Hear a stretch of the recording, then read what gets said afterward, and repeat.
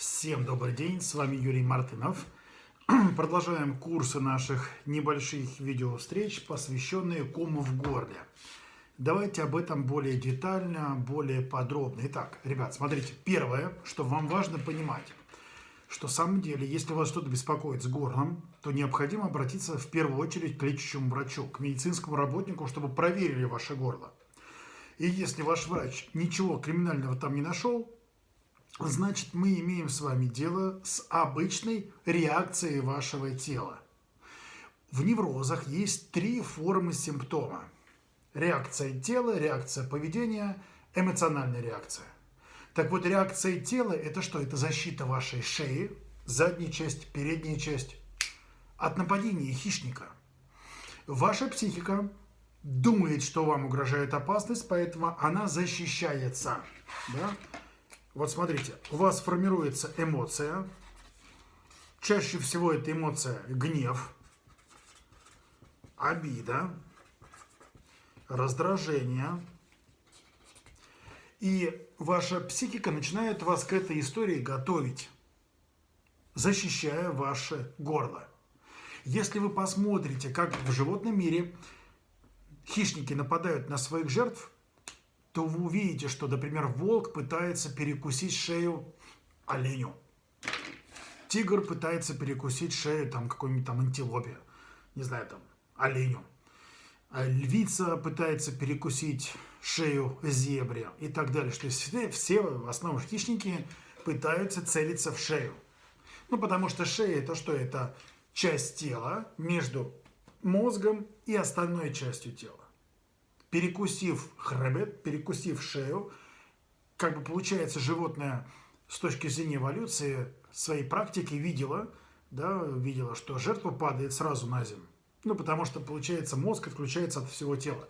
То же самое наши предки, они тоже испытывали такие же реакции хищников. Да? Они также были подвергнуты нападениям. И поэтому, когда ваш мозг, думая, что вам угрожает опасность, а именно эмоции вас к этому приводят, гнев, обида, обида – это гнев на обидчика, жалость к себе, раздражение и так дальше, у вас формируется сильный спазм шеи.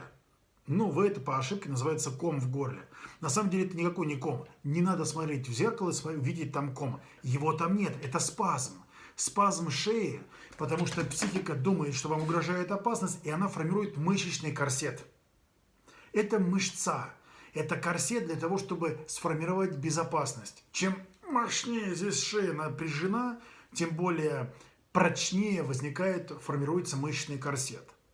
Чем прочнее мышечный корсет, тем, соответственно, больше шансов выжить. И одновременно с этим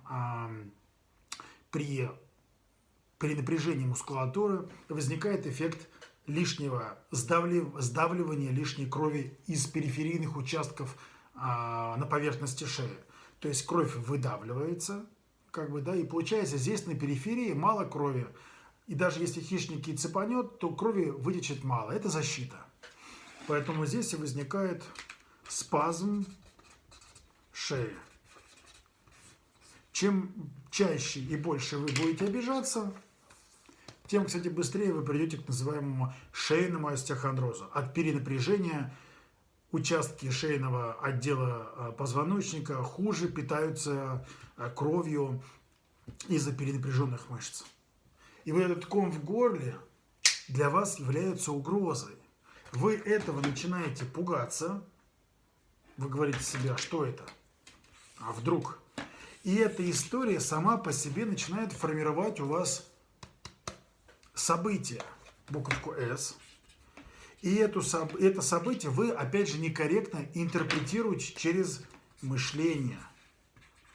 Вот они. И снова, мысли снова формируют у вас эмоцию страха, эмоцию гнева, раздражения, что возникает у вас в виде сброса напряжения. То есть ваш ком в горле – это симптом тела на то эмоциональное состояние, та область чувств, которая задета. Что-то происходит в вашей жизни. Что-то происходит с вашим супругом, либо с супругой, либо в вашей профессиональной сфере, либо с отношения с родителями, с детьми. Где-то там формируется так называемый истерический внутренний конфликт. Потому что ком в горле возникает в основном из-за этой самой истерии. Что такое истерический конфликт? Я такая, раз такая хорошая, что-то для людей делаю, а они мне в обратку ответом не дают ту самую любовь, принятия, которую мне хочется. Соответственно, возникает чувство обиды, а обида – это гнев на обидчика, и возникает, опять же, спазм шеи, как защита от нападения. Поэтому, когда мы хотим убрать у вас ком в горле, мы начинаем разбираться с вашим внутренним конфликтом. Потому что ваш внутриличностный конфликт, сформированный здесь в глубинах бессознательной части, он и формирует ту повышенную тревогу первичного уровня, которую мозгу нужно слить. И он его сливает через некорректное интерпретирование вашего кома в горле. А вдруг у меня рак, а вдруг что-то у меня там произойдет, а вдруг я не смогу глотнуть, а вдруг я задохнусь, а вдруг моя пища там закупорится, что-то там закупорит, короче говоря. Ну, то есть получается, что вместо того, чтобы реальную проблему решать, разбираться с вашим внутриличностным конфликтом, ваша психика уводит ваше внимание вот сюда, вот сюда. И теперь вы носитесь с этим спазмом по врачам. Ищите эти раки, контролируйте глотание, переживаете от того, что вы что-то глотанете не то, понимаете? А на самом деле, ребят, нужно работать с вашим внутренним конфликтом. Именно он и создает ваш спазм в шее. Потому что обида – это чувство, которое формируется еще там, в детстве. Что-то происходило в вашем детстве, вспоминайте. Мама, папа, вспоминайте, как они к вам относились.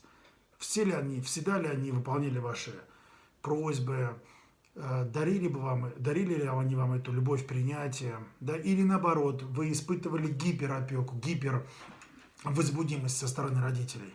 То есть истерический внутренний конфликт формируется в двух направлениях. Первое направление, когда ребенку не хватает любви, принятия от родителя, и он тем самым через хорошие дела, сначала для родителей, потом для всего остального мира, как бы зарабатывает эту любовь. Но мир, он разный.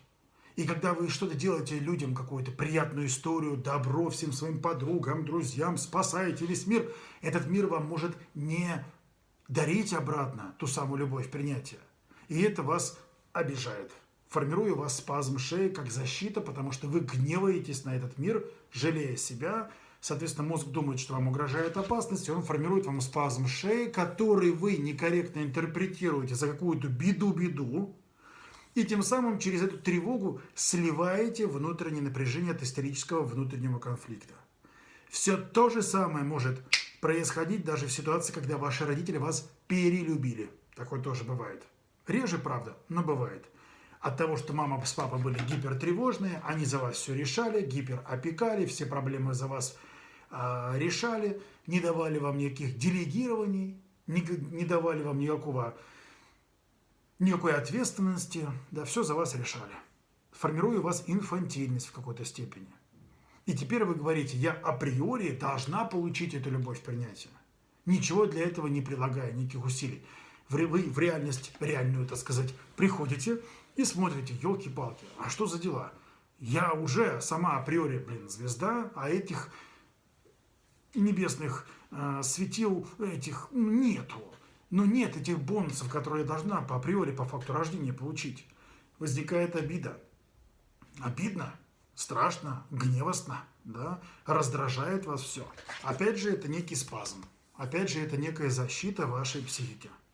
Поэтому, если вас это интересует и у вас сформировался ком в горле, я вас приглашаю на свои консультации, все ссылочки в описании, потому что, ребят, работать нужно в рамках не симптома, а причины симптома. Вот сюда и нужно работать.